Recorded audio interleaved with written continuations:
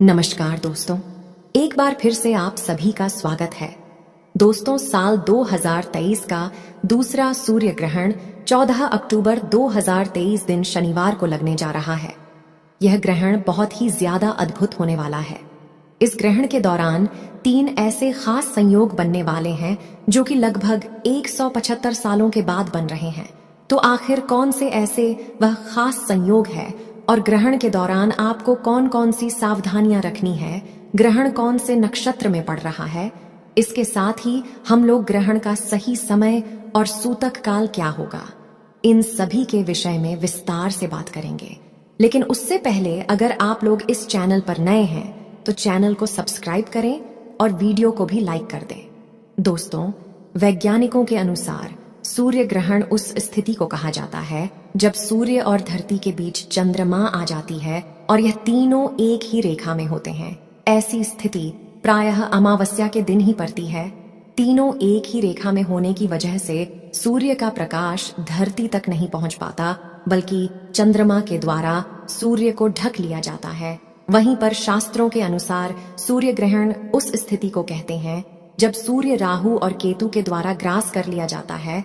माना जाता है इस समय सूर्य कमजोर पड़ जाता है और इस समय के दौरान नकारात्मकता बढ़ जाती है। ऐसे में सूर्य ग्रहण के समय में सभी प्रकार के शुभ कार्य वर्जित माने गए हैं।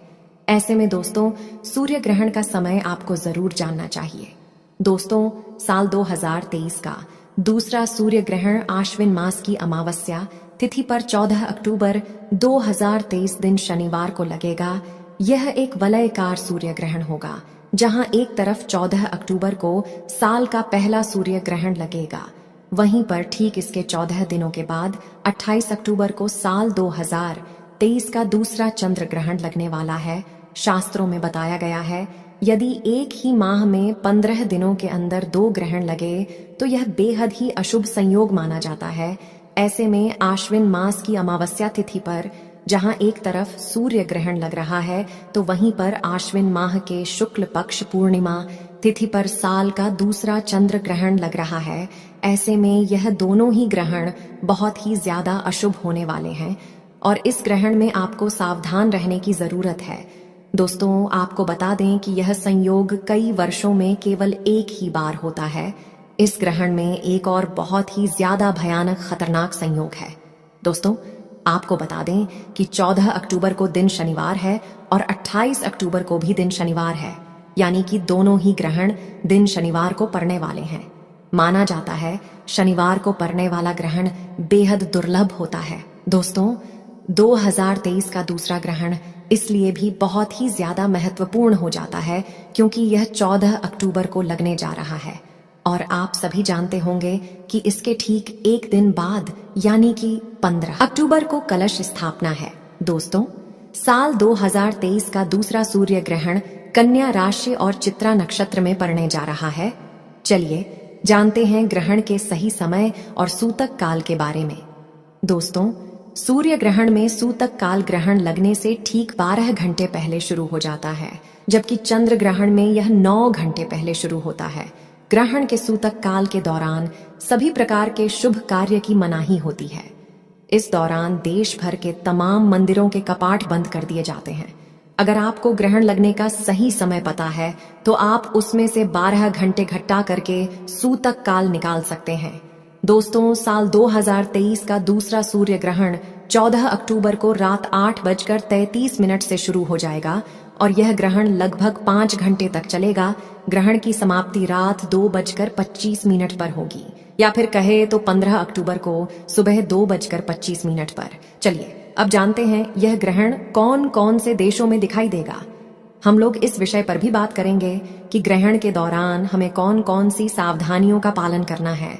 दोस्तों, कलश स्थापना से पहले ग्रहण लगने की वजह से ग्रहण के नियम और भी ज्यादा महत्वपूर्ण हो जाते हैं और खास करके ग्रहण के बाद वाले जो भी नियम है जैसे कि स्नान दान, यह नियम और भी ज्यादा महत्वपूर्ण हो जाते हैं ताकि आप पूरी तरह से शुद्ध होकर अगले रोज कलश स्थापना कर सकें या फिर मंदिरों में पूजा पाठ के लिए जा सके। दोस्तों, यह ग्रहण पश्चिमी Africa, north America, south America, Pacific, Atlantic और आर्टिक में दिखाई देगा। यह ग्रहण भारत में नहीं दिखाई देगा। अब ऐसे में सवाल होता है कि क्या हमें इस ग्रहण से जुड़े हुए नियमों का पालन करना है? दोस्तों, क्योंकि भगवान इसलिए केवल एक ही है, तो ऐसे में हमें ग्रहण से जुड़े हुए नियमों का पालन अवश्य करना चाहिए। चलिए जानते हैं कौन कौन से ऐसे वह नियम है जो कि हमें ग्रहण के दौरान मानना चाहिए। दोस्तों, शास्त्रों के अनुसार ग्रहण के टाइम में कभी भी भोजन नहीं पकाना चाहिए और ना ही भोजन खाना चाहिए। इस दौरान पानी भी नहीं पीना चाहिए। हालांकि जो लोग बच्चे हैं, बुजुर्ग, बीमार है, ऐसे व्यक्तियों पर यह नियम लागू नहीं होता है। वह लोग भोजन कर सकते हैं और पानी भी पी सकते हैं। दोस्तों, सूर्य ग्रहण को कभी भी खुली आंखों से नहीं देखना चाहिए। सूर्य ग्रहण के दौरान ग्रहण से बहुत सारी नकारात्मक किरणें निकलती हैं। यह किरणें आपके आंखों को नुकसान पहुंचा सकती है। ऐसे में ग्रहण को देखने के लिए हमेशा ही उचित उपकरणों का प्रयोग करना चाहिए।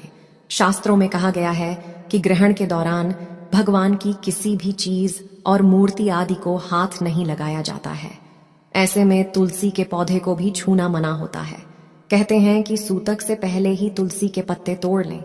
सूतक से लेकर ग्रहण समाप्त होने तक तुलसी के पौधे को हाथ भी न लगाएं। चंद्र ग्रहण के दौरान खाने पीने की चीजों में तुलसी का पत्ता रख देने से उस पर ग्रहण का प्रभाव नहीं पड़ता।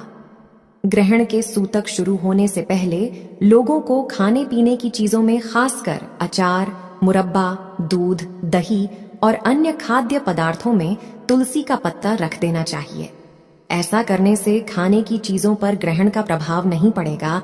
ग्रहण समाप्त होने के बाद तुलसी की पत्तियों को भोजन से निकालकर ही भोजन ग्रहण करना चाहिए। दोस्तों, ग्रहण के टाइम में हमें कभी भी किसी सुनसान जगह पर नहीं जाना चाहिए।